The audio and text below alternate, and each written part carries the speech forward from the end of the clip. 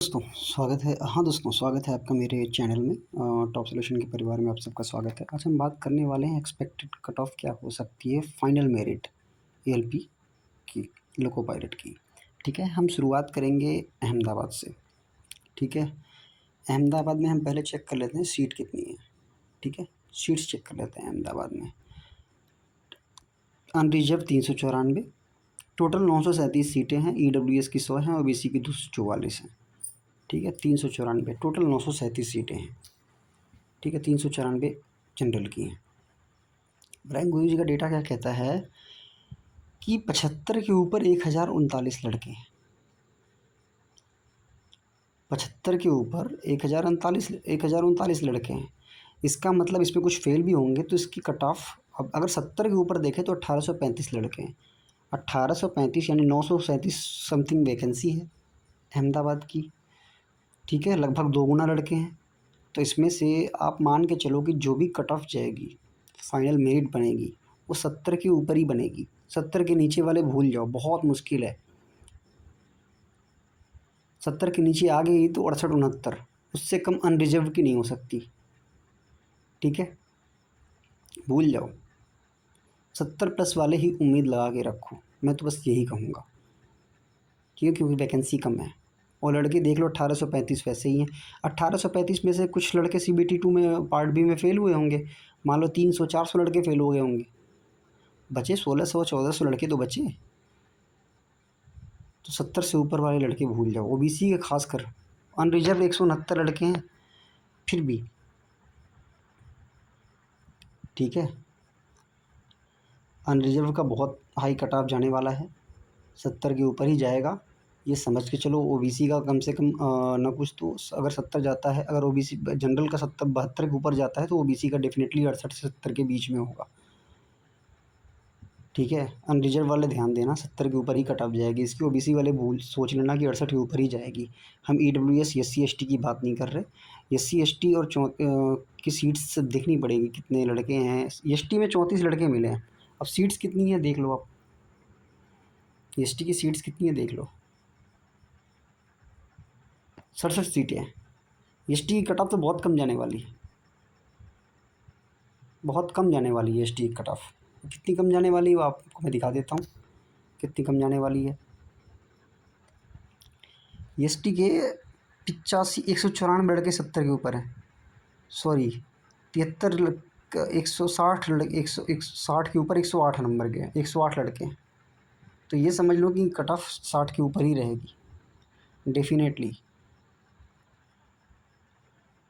EWS का भी same हाल है, 100 सीटें हैं EWS में। 100 सीटें EWS में हैं, 224 लड़के बताओ 60 के ऊपर हैं। तो EWS की कट ऑफ बल्कि ST के बराबर जा सकती है। तो इसमें ओबीसी की कट ऑफ और जनरल की कट ऑफ हाई रहेगी। EWS की कट ऑफ SC ST के बराबर जाएगी, कंफर्म है। अब अहमदाबाद की बात हो गई है। ठीक है, अब चलते हैं अजमेर।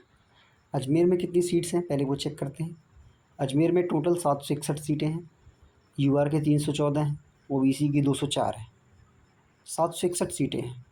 अब 761 सीटें के अकॉर्डिंग आप चल रहे हो तो देख लो, अब 761 लड़के अजमेर में, 70 के ऊपर 1200 लड़के, 65 के ऊपर 1669। यहाँ की कट ऑफ में थोड़ा सा राहत देखने को मिल सकता है।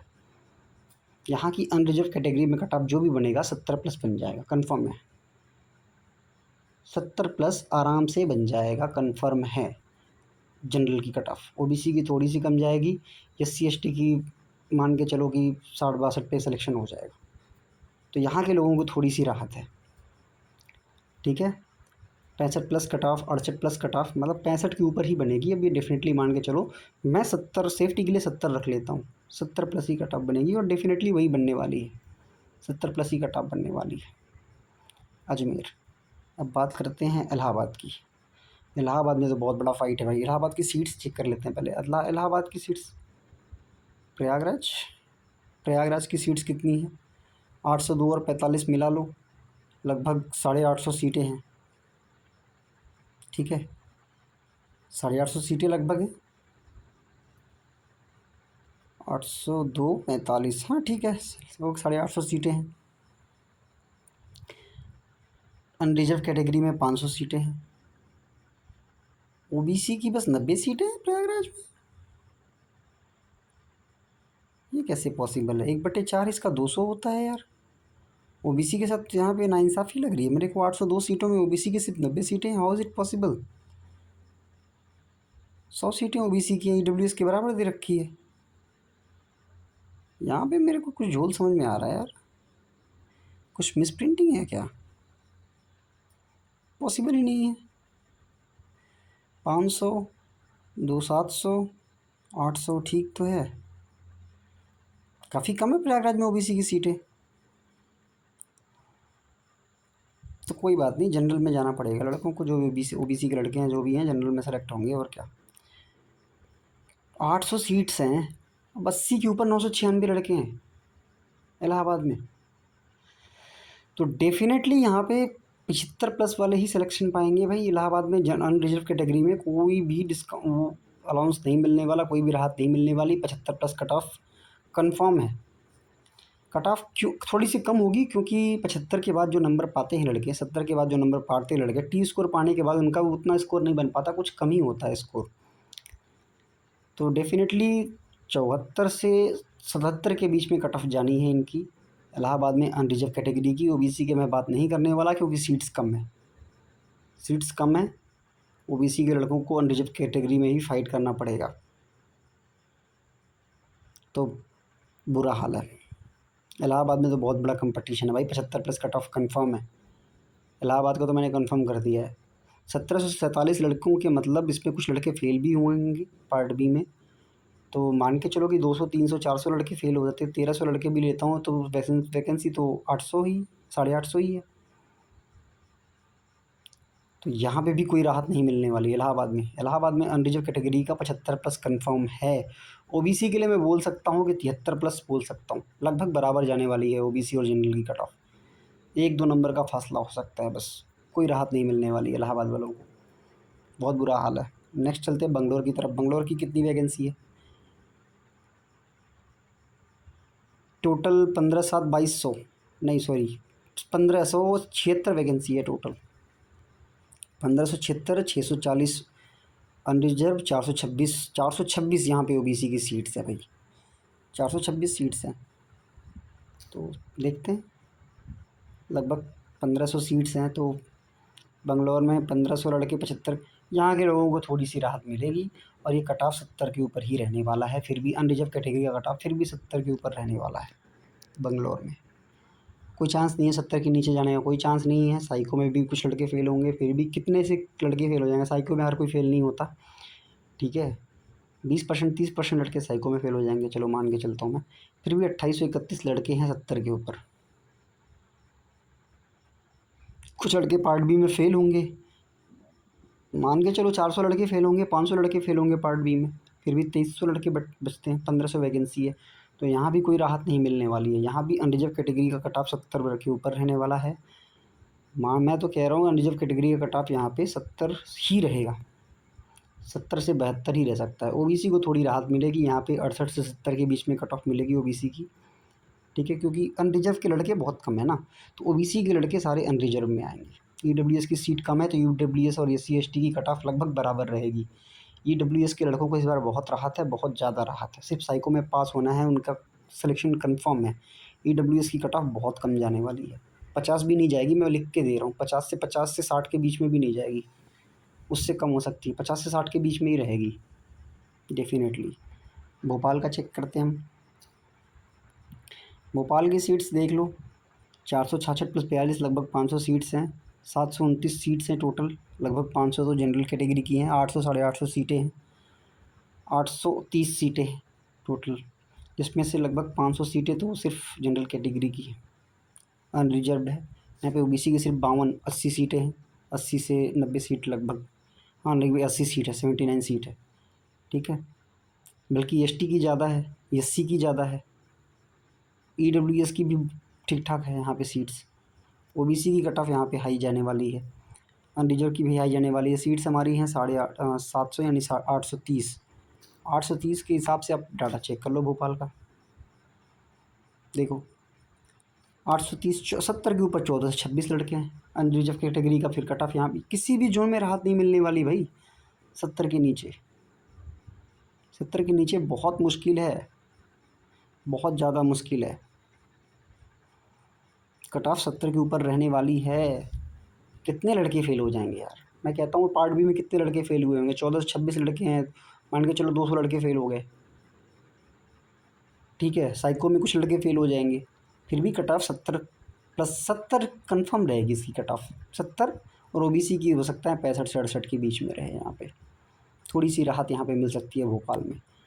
नेक्स्ट भुवनेश्वर, मैं SC ST की बात नहीं कर रहा, SC ST की कट ऑफ आपको पता है ओबीसी से कम ही रहेगी, तो आप अंदाज़ा लगा सकते हो EWS के बराबर ही रहेगी लगभग 55 से 60 वही, ठीक है। भुवनेश्वर की बात मैं करता हूँ, भुवनेश्वर पे तो अच्छा खासा है डाटा यहाँ का भी। भुवनेश्वर में सीट्स कितनी हैं, भुवनेश्वर में 412 सीट रिजर्व की, टोटल 930 सीट्स हैं, ओबीसी की 250, अच्छी खासी सीट्स हैं यहाँ पे ओबीसी की, ठीक है। तो 930 सीटें हैं, 930 बहुत ज़्यादा सीटें होती हैं, तो 930 सीटों के अकॉर्डिंग डाटा आप चेक कर लो भुवनेश्वर का, देखो 65 के ऊपर 1352। तो भुवनेश्वर की कट ऑफ कम रहने वाली है, भुवनेश्वर के जितने भी लड़के हैं उनके लिए गुड न्यूज़ है, कट ऑफ कम रहने वाली है, ठीक है। 65 तक पाने वाला लड़का जनरल में सेलेक्ट हो जाएगा, मैं लिख के दे सकता हूँ 65 पाने वाला लड़का अनरिजर्व कैटेगरी में सेफ़ है। 62 से 63 पाने वाला लड़का ओबीसी में सेफ़ है। यहाँ पे बहुत ही राहत, बहुत ही ज़्यादा राहत देखने को मिलने वाली है इस भुवनेश्वर। मुझे लगता है सबसे कम कट ऑफ इसी की रहने वाली है, भुवनेश्वर की सबसे कम। भुवनेश्वर के लोगों को, लड़कों की बहुत ज़्यादा राहत रहने वाली है। 85 के ऊपर सिर्फ 4 लड़के हैं, 90 नंबर वाला मुझे कोई दिख ही नहीं रहा इसमें, 90 नंबर वाले एक भी लड़का नहीं इसमें 90 नंबर का भुवनेश्वर में। तो सोचो, बहुत राहत है भाई भुवनेश्वर के लड़कों को। 65 प्लस कट ऑफ रहने वाली है जनरल की, 65 नंबर पे सिलेक्शन जनरल वाला ले लेगा यहाँ पे। SC ST को तो और अच्छी राहत मिलेगी यहाँ पे, तो आप समझ के चलो, ठीक है। अब नेक्स्ट चलते हैं भुवनेश्वर के बाद बिलासपुर, सबसे बढ़िया जोन है बिलासपुर और सबसे सेफ जोन मैं इसको भी मानता हूँ। इसमें वैकेंसी कितनी है आप चेक कर सकते हो, वैकेंसी है बिलासपुर में टोटल 3973 464, यानी लगभग 4400 सीटें हैं, ठीक है। जनरल कैटेगरी की लगभग 1800 हैं, 1850। ओबीसी की लगभग 1100 प्लस हैं, 1150 के करीब हैं, ठीक है। तो यहाँ भी राहत रहने वाली है। अब मैं 4400 के अकॉर्डिंग चलता हूँ, जनरल की यहाँ पे 1800 सीटें हैं, 1800 सीटें हैं, और यहाँ पे जो कट ऑफ है 70 के ऊपर 4400 लड़के नेट मिल रहे हैं। तो बहुत सारे लड़के इसमें फ़ेल होंगे, 4400 लड़के हैं इसमें, पार्ट बी और साइको मिला के लगभग 600-700 लड़के यहाँ पे फ़ेल किए हैं। तो ये 4400 मत समझो, यहाँ पे 65 प्लस जनरल कैटेगरी का 65 प्लस 6800 लड़के हैं, तो 68 से 70 के बीच में कट ऑफ जनरल की रहने वाली है, डेफिनेटली रहने वाली है। 68 से 70 के बीच की कट ऑफ रहने वाली है, 70 तो बहुत ज़्यादा बोल दिया मैंने, मैं तो बोल रहा हूँ 65 रहने वाली है। बहुत ही ज़्यादा राहत है यहाँ पे। जनरल कैटेगरी में 65 पे सिलेक्शन हो जाएगा, ओबीसी कैटेगरी में 58-57 पे सिलेक्शन होगा, ओबीसी कैटेगरी में तो 58-57 पे सिलेक्शन होगा, मैं बता रहा हूँ, ठीक है। और जब मेडिकल होने के बाद जब कट ऑफ और भी गिरेगी, याद है ना, मेडिकल होने के बाद जब दोबारा डीवी के लिए बुलाया जाएगा तो कट ऑफ और भी गिरेगी। तो तैयार रहना, 60 प्लस वाले जितने भी लड़के हैं ओबीसी में, सब तैयार रहना, कुछ भी हो सकता है यहाँ पे ओबीसी के लिए, ठीक है। हालांकि 60 के ऊपर बहुत सारे लड़के हैं, 9000 लड़के आ गए लगभग, बट बहुत ज़्यादा 60 से 70 के बीच में 5000 लड़के हैं भाई साहब, 60 से 70 के बीच में 5000 लड़के हैं, सोचने वाली बात है। तो डेफिनेटली यहाँ पे फ़ाइट रहने वाली है, और यहाँ पे लेकिन फिर भी कट ऑफ बहुत ज़्यादा नहीं जाएगी। मैं बोल रहा हूँ 65 प्लस वाले जितने भी हैं, 65 प्लस, साइको के बाद 65 प्लस, 65 प्लस CBT 2 नहीं, साइको के बाद, साइको में आपने जैसे CBT 2 में आपने 70% नंबर लिया, साइको में आपने 22 नंबर बना लिया मान लो कुछ, तो 65 नंबर अगर बन रहे हैं तो आप सिलेक्टेड हो, मैं डेफिनेटली लिख के दे सकता हूँ कहीं पे भी। तो बहुत ज़्यादा राहत है बिलासपुर में ओबीसी के लिए भी, और SC ST का तो खैर है ही, EWS का तो बहुत ही कम कट ऑफ जाता है भाई, EWS वाले तो सारे पास होंगे, बहुत ही कम लड़के फेल होंगे, ठीक है। क्योंकि रिज़ल्ट आने के बाद, जब रिज़ल्ट आया है, रिज़ल्ट में कई क्वेश्चन इग्नोर होने के बाद बहुत सारे लड़कों के नंबर बढ़े हैं, बहुत सारे लड़कों के नंबर घटे हैं। ये डाटा उस टाइम का है जब सिर्फ आंसर की आई थी, उसके बाद बहुत सारे चेंजेस हुए हैं। ठीक है, 23,820 लड़कों का डाटा है, 24,000 लड़कों को क्वालिफाई किया गया है। तो आप समझ सकते हो कि इसमें कितने लड़कों ने अपना डाटा नहीं दिया है। खैर, बहुत सारे लड़कों ने अपना डाटा नहीं दिया है। 24,000 लड़कों को सेलेक्ट किया गया है। यहाँ पे बिलासपुर के सिर्फ 23,820 लड़के हैं, जबकि पास हुए थे 50,000 के करीब CBT 2 में।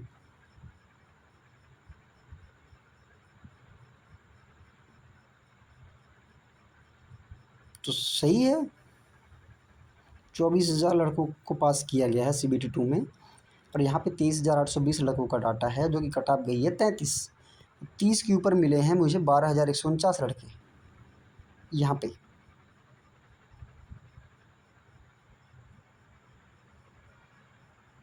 यानी इनमें बहुत सारे लड़कों ने अपना डेटा दिया भी नहीं है, बहुत सारे लड़कों का डेटा नहीं है, क्योंकि 30 के ऊपर 33 तो OBC की कट ऑफ गई है, 40 के ऊपर तो जनरल की कट ऑफ गई है।